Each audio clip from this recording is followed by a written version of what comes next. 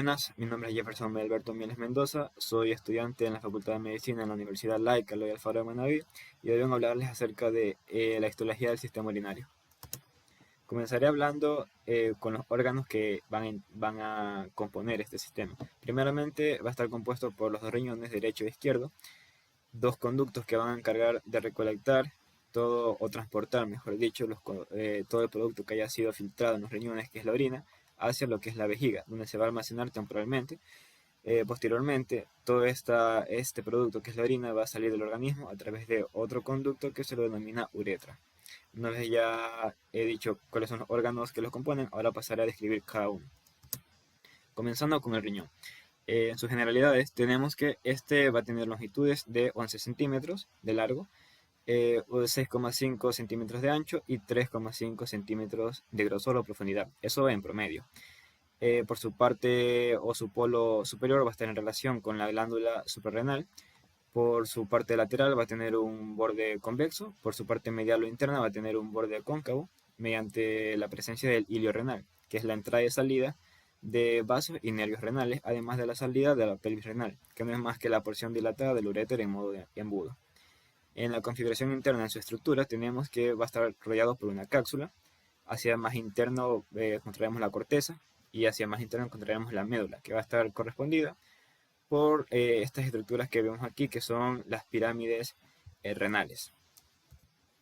Entonces, como expliqué, de externa a interna comenzaremos con la cápsula. La cápsula del riñón encontramos dos capas, una capa más externa que está compuesta por fibroblastos y una capa más interna que está compuesta por miofibroblastos.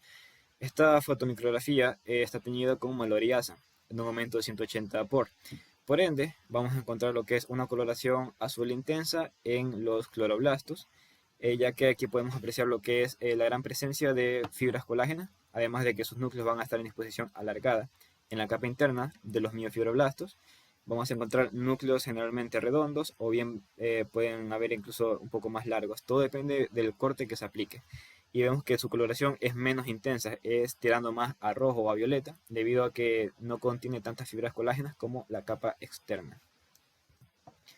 Seguimos con lo que viene siendo la corteza y hacia más interno la médula. En la corteza vamos a encontrar lo que es la estructura principal del filtrado, que es el glomérulo, que es esta que podemos observar aquí, marcada número 1, acá podemos observar otro. Van a ser de dos tipos. El primer glomérulo es el glomérulo cortical, que se lo conoce así porque está en la corteza. Bueno, a los dos se lo encuentran en la corteza, pero el cortical se lo encuentra mucho más superficial. Y podemos ver que sus conductos, en especial el asa descendente y ascendente de Henle, van a penetrar en la médula, pero hacia una porción más superficial, no van a penetrar hacia más profundo en comparación con este glomérulo, que se lo conoce como glomérulo yuxtaglomerular, perdón, yuxtamedular. Como su mismo nombre lo indica, va a estar un poco más paralelo, más cercano a lo que es a la médula, y vemos como sus conductos van a penetrar mucho más profundo en comparación con el cortical, que solo va a llegar hasta una porción más externa. Y bueno, esa sería una de las principales diferencias. Y aquí encontramos también lo que es en la médula, la pirámide renal, en cuyo centro no en cuyo centro, sino que va a estar, van a contener lo que son muchos de esos conductos denominados conductos colectores, que no es más que la confluencia de muchos conductos que van a estar drenando todo lo que es el contenido que se encuentra en los glomérulos. Posteriormente tenemos lo que es a la corteza y a la médula. En la corteza, como ya expliqué, encontraremos lo que son los glomérulos renales, que son estas estructuras que podemos observar aquí. En la corteza también vamos a encontrar diferentes túbulos, ya sea el contorneado proximal y el contorneado distal. En la derecha podemos observar lo que es un riñón fetal humano, está teñido con hematoxilina y eosina, con un aumento de 30x. Podemos observar cómo en la periferia se encuentra la corteza, esta parte de aquí ya sería la cápsula, pero al ser un feto no se encuentra completamente convexo.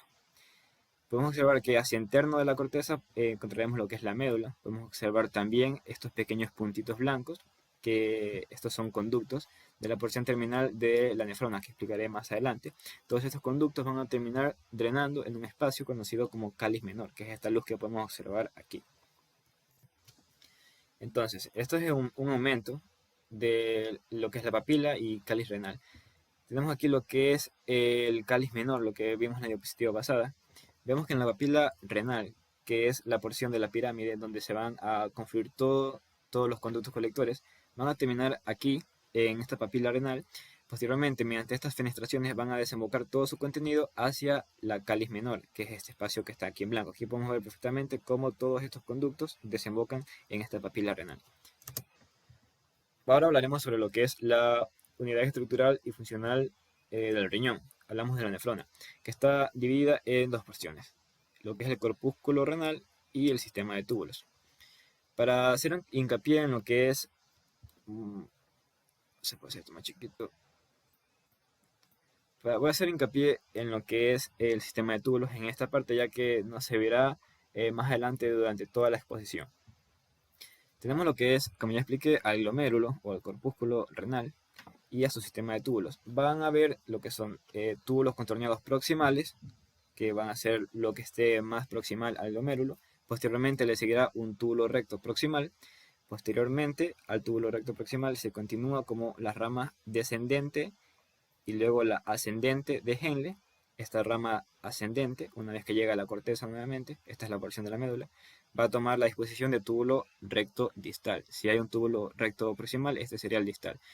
Y como regresar de atrás hacia adelante, tenemos lo que es el túbulo contorneado distal. Si aquí tenemos el túbulo contorneado proximal, aquí tenemos el túbulo contorneado distal, que podemos ver que es menos extenso y menos contorneado que el proximal.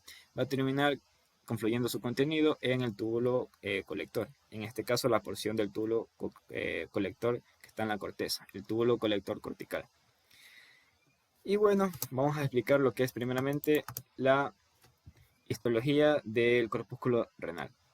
El corpúsculo renal va a ser compuesto por diferentes estructuras. Primeramente, esta capa de células que van a tener una disposición epitelial plana, que se va a denominar la capa parietal de la cápsula de Bowman.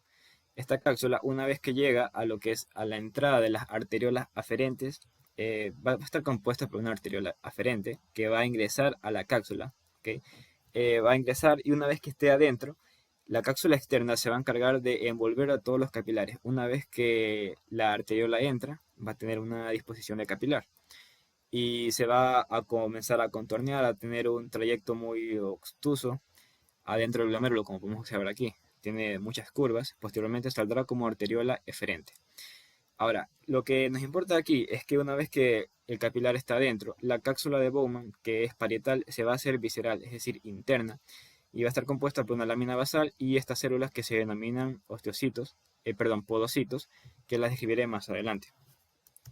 Entonces tenemos lo que son la capa visceral, que son los podocitos. Vemos cómo van a estar abrazando al capilar, que por ser capilar va a tener una membrana basal y lo que son sus paredes van a ser fenestradas, ya que aquí necesitamos lo que es un filtrado.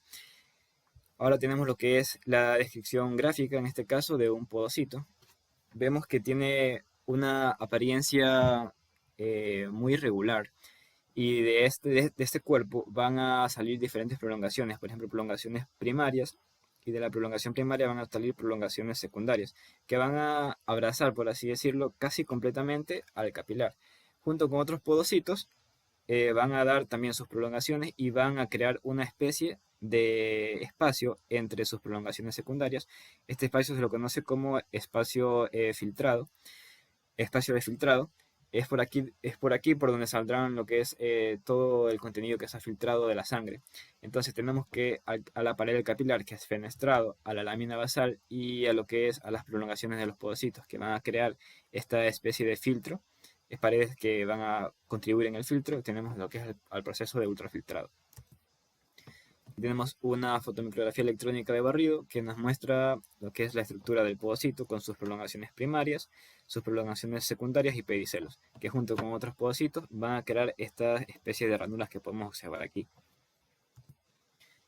Vamos a seguir hablando acerca del corpúsculo renal, más específicamente su funcionamiento. Tenemos lo que es ya explicada la capa parietal de la cápsula de Bowman, que luego se hace una capa visceral, que está compuesta por la lámina basal y los podocitos, que ya expliqué. Aquí podemos encontrar uno, aquí podemos encontrar otro. Como vemos, van a estar adheridos a las paredes de los capilares, ya que estos contribuyen a su función de ultrafiltrado. Además de esto, podemos encontrar un tipo de célula especial, me refiero a las células mesangiales, que las podemos encontrar tanto dentro del glomérulo como afuera del glomérulo. En este caso se conocerían como células extraglomerulares, mesangiales extraglomerulares. Estas de aquí van a tener una disposición y función muy especial. Van a servir de soporte, mantenimiento, también funciones de fagocitosis y endocitosis para los capilares. Como podemos ver, están adosados a capilares. Estas de aquí se las puede apreciar normalmente en el centro o en la parte más medial de los capilares y los podocitos en la parte más externa o periférica. Aquí podemos observar lo que es el glomérulo con su polo vascular, por donde va a ingresar la arteriola aferente y por donde saldrá la arteriola. También podemos observar que las células mesangiales extraglomerulares van a estar en relación con las células de la mácula densa, que no es más que una porción de las paredes del túbulo contorneado distal que veremos más adelante. Otro tipo de células que podemos apreciar en el glomérulo es estas células yuxtaglomerulares que van a especializarse de la pared de la arteriola aferente y van a secretar una hormona denominada renina que va a servir a la constricción de los capilares. Entonces tenemos que en estos capilares, como ya describí anteriormente, el proceso de filtrado está dado por lo que es la capa de fenestración del capilar, la lámina basal y los podocitos, con los espacios que tienen entre sus pericelos. Una vez que todo lo que es el contenido de la sangre se ha filtrado, va a salir del capilar hacia lo que es el espacio urinario, que va a ser el espacio correspondido entre la capa visceral y la capa parietal de Bowman. Una vez que el material que aún no es orina, orina es cuando ya pasa todo el sistema de túbulos y se reabsorben los electrolitos y moléculas que se necesitan y se eliminan las que no. Una vez que se encuentra lo que es la materia prima de la orina, digámosles por ahora, va a terminar saliendo a través de su polo urinario, que se continúa como túbulo contorneado proximal, que lo veremos más adelante.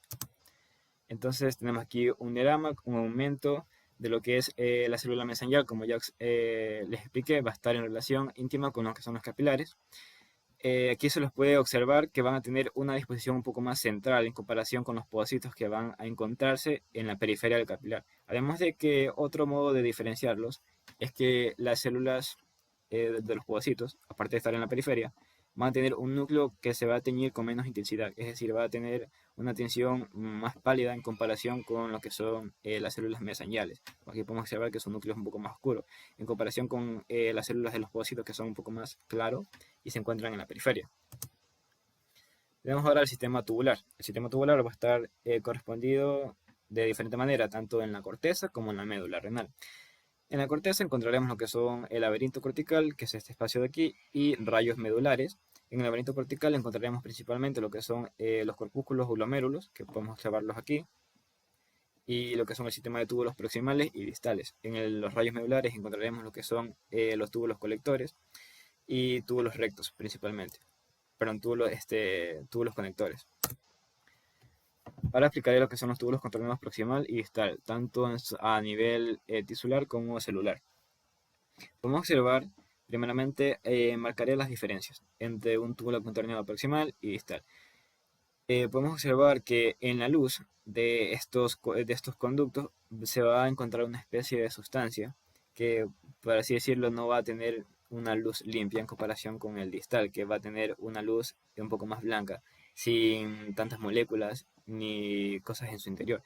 También podemos observar que la disposición que tiene esta luz es un poco más irregular. Es decir, por ejemplo, esta aquí tiene una forma de estrella, en comparación con el distal que tiene una forma más regular, ovoide o redonda. Como similitudes, pues podemos destacar a nivel tisular primeramente son mononucleadas, es decir, un solo núcleo, y sus núcleos se van a teñir con similar intensidad, además de que va a ser redondo y perfectamente apreciable en ambos cortes. A nivel celular tenemos tantas semejanzas como diferencias. Ambos van a tener mitocondrias, abundantes mitocondrias, pero la célula del túbulo contorneado proximal va a tener muchas más mitocondrias y estas mitocondrias al final son muy necesarias debido a que se necesita lo que es energía para el traspaso activo de moléculas. Otra diferencia que viene de la mano con la forma de la luz de los túbulos es que en su parte apical van a tener una especialización de membrana. Me refiero a las microvellosidades. En el caso de las proximales van a tener microvellosidades más largas y perfectamente diferenciadas. En cambio, en las distales podemos ver que son mucho más cortas e irregulares. Es debido a esta disposición que las proximales tienen una disposición mucho más irregular en su forma, mientras que las distales tienen como una apariencia más regular, como de barrido. Tenemos otra vez un glomérulo, donde podemos observar el polo urinario. También podemos observar lo que es un conducto contorneado distal. Podemos observar perfectamente que su forma es mucho más ovoide en comparación con el proximal, que tiene una forma mucho más irregular. El túbulo recto proximal pasaré a describir lo que es la diferencia y semejanza de estos túbulos. Primeramente, lo que podemos apreciar es que primeramente estos túbulos van a tener sus células, van a ser igualmente que los proximales y distales, sus núcleos van a ser mononucleadas y van a ser perfectamente marcadas. Los proximales van a tener una disposición un poco muy similar a los rectos, perdón, a los contorneados proximales. Me refiero a la forma de la luz. Vemos que tienen forma estrellada, además de que se puede encontrar una sustancia en su centro que arruina, por así decirlo, su armonía. Mientras que en el distal va a ser una forma más redonda, o ya sea ovalada, pero lo importante es que es un poco más regular. Y es que esta tiene una disposición un poco más similar al túbulo contorneado distal que pudimos apreciar en la diapositiva pasada. Ahora pasaré a describir el asa de Henle, que es la porción descendente y ascendente del conducto que se encuentra en la médula. Vamos a ver que lo podemos encontrar en dos tipos. Generalmente habrán nefronas de asa corta y nefronas de asa larga. El tipo 1, que es la nefrona de asa corta, va un poco de la mano con lo que es la nefrona, el glomérulo cortical, que si podemos recordar en la primera diapositiva, expliqué que van a penetrar lo que es la médula, pero un poco en lo que es su superficie, en comparación con la segunda, que es la yuxta medular, que va a penetrar mucho más profundo en la médula. En cuanto a lo que es la disposición de sus paredes, la corta va a tener una disposición un poco más regular, un poco más tirando a lo que es túbulo recto entre proximal y distal, debido a que su trayecto es mucho más corto y no van a haber muchas diferencias en cuanto a su disposición. En cambio, en lo que es la nefrona de asa larga, podemos encontrar que en la porción primeramente descendente vamos a encontrar una disposición muy similar al túbulo recto proximal, que es su continuación. Esta porción va a ser un poco más, por así decirlo, plana y regular en comparación a la ascendente, que va a ser un poco más irregular con unas microvellosidades en forma de barrido, similar a lo que es el túbulo recto proximal, perdón, distal, que es la porción que les dije anteriormente. Otra característica es que, bueno, son células principalmente planas, su núcleo se los puede apreciar y no suelen ser muy numerosas. Y su luz suele estar muy limpia, ya sea si es proximal o distal. En este caso podríamos decir que esta es la parte ascendente y esta es la descendente, porque en su luz se encuentra un poco de sustancia, pero esto puede ser debatible. Ahora hablaré sobre el conducto colector. El conducto colector, que es este que podemos apreciar aquí, va a tener diferentes porciones. Se lo va a denominar conducto colector cortical cuando se encuentre en la corteza y conducto colector medular cuando se encuentre en la médula. Esto no va a ser ni más ni menos que la confluencia de todos los conductos, en este caso contorneados distales, que se van a unir a través del conducto conector al conducto colector.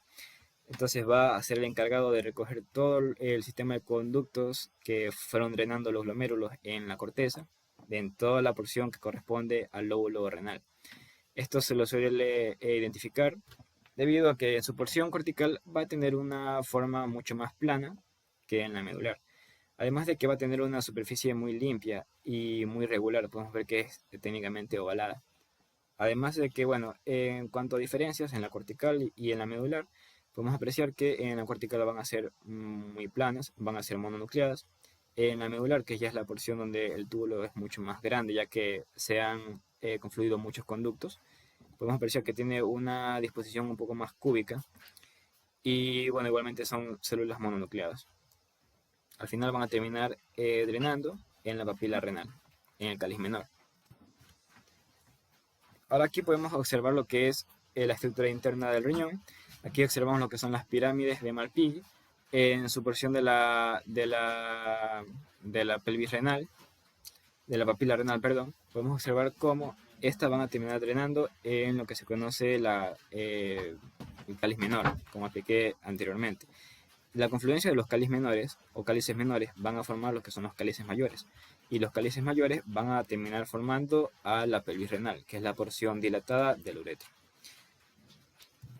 Y bueno, empezamos en el territorio de los ureteres. Los ureteres van a ser los encargados de conducir la orina que ya se filtró en los riñones hacia lo que es la vejiga urinaria. Tienen alrededor de 24 a 34 centímetros de longitud. Y también pasar a describir un poco lo que es la generalidad de la vejiga urinaria, ya que en cuanto a lo que es histología, estas estructuras tienen muchas similitudes, especialmente en su capa epitelial superficial, que es el urotelio, que lo explicaré más adelante. Tenemos que la vejiga urinaria es un reservorio distensible para la orina, tiene lo que son orificios ureterales para la entrada de los ureteres, un orificio interno de la uretra que va a permitir lo que es la salida posteriormente del conducto de la uretra, y un músculo detrusor que está compuesto por 3 capas de músculo liso. Importante recordar este dato. Tenemos lo que es el uréter, la vejiga urinaria y la uretra, especialmente en la porción más inicial de esta. Vamos a explicar lo que es el epitelio de transición o urotelio. Este va a estar compuesto por un tejido especial denominado urotelio, que va a estar a su vez compuesto por 3 tipos de capas. Una capa basal denominada capa basal, una intermedia y una superficial. La capa basal va a tener una disposición aplanada. La capa intermedia va a ser una disposición un poco más estratificada. Vamos a encontrar diferentes tipos de células, como podemos ver aquí, diferentes tipos de capas de células. Aquí también podemos observar la capa intermedia, la capa basal que está en relación con la lámina propia, esa es la lámina propia. Y finalmente la capa superficial, en donde encontramos células en forma de sombrilla o cúpula, que van a ser muy grandes y van a incluso cubrir el territorio de varias células de la capa intermedia. Generalmente estas van a ser a veces binucleadas en comparación con las intermedias y las basales, que son simplemente mononucleadas. Este epitelio va a estar tapizando todas las paredes del uréter, la vejiga y la porción más inicial de la uretra. Tenemos entonces a lo que es el uréter, un corte teñido con hematoxilina y eosina con un aumento de 400 por. Tenemos lo que es su epitelio, el urotelio, que ya lo expliqué, con su lámina basal, su intermedia y su lámina superficial, que va a estar anexada a esta capa de tejido conjuntivo, que es la lámina propia. A su vez, a la capa más interna de esta lámina propia podemos encontrar vasos sanguíneos que se van a encargar de irrigarla, y encontraremos lo que es la capa muscular, que va a tener 2 capas, una capa longitudinal y una capa circular. Posteriormente a esta capa un poco más externa encontraremos lo que es tejido adiposo, que sería ya la capa de la adventicia. Ahora tenemos lo que es el tejido de la vejiga urinaria, que al igual que el uréter tiene epitelio, tiene urotelio, la capa basal, la capa intermedia y la capa superficial. Una característica de la vejiga urinaria es que esta puede distenderse si su concentración de orina es muy abundante. De este modo, toda esta capa de células se aplana. Aquí podemos observar perfectamente que está distendida debido a que tiene una apariencia, vamos a decirlo, como en olas, y no se encuentra muy apegado a la lámina propia. Tiene una disposición muy alta. Como ya expliqué en la configuración del uréter, que es básicamente la misma, inferior a lo que es el urotelio, vamos a encontrar lo que es al tejido conjuntivo de la lámina propia, y inferior a esta lámina encontraremos lo que es la mucosa, perdón, a la capa muscular, que como ya expliqué en la diapositiva pasada va a tener 3 capas de músculo liso, que bueno, su disposición va a ser longitudinal y circular, pero no se las puede diferenciar muy bien. Finalmente lo que es la uretra.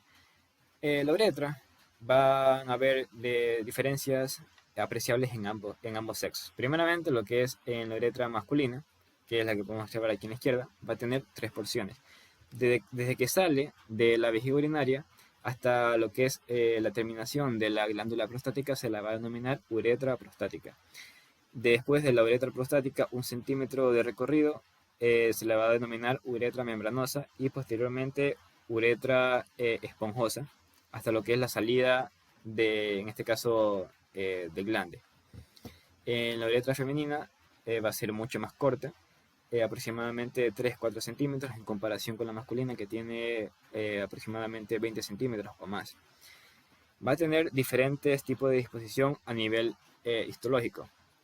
En la porción más proximal, que va a estar muy en relación con la vejiga urinaria, y la glándula prostática va a tener el urotelio. En la porción de la porción membranosa va a tener una disposición de células un poco más cúbicas. En la disposición, perdón, en la porción ya cavernosa va a tener una disposición cada vez, mientras más aleje de la parte proximal, va a tener una disposición epitelial plana, hasta lo que es la salida, que es en este caso el glande. En el cambio, la mujer, aunque es muy corto, todas estas tres variaciones que ya expliqué, lo que es la parte más inicial, que es el urotelio, la parte más distal, que es el epitelio plano, la tiene igualmente, aunque el recorrido es mucho más corto, este conducto los posee, solo que no se puede apreciar muy bien las diferencias debido a su corto trayecto. Esta al final va a terminar un poco más detrás del clítoris. La bibliografía la basé del libro Ross, Histología, Texto y Atlas, séptima edición. Muchas gracias.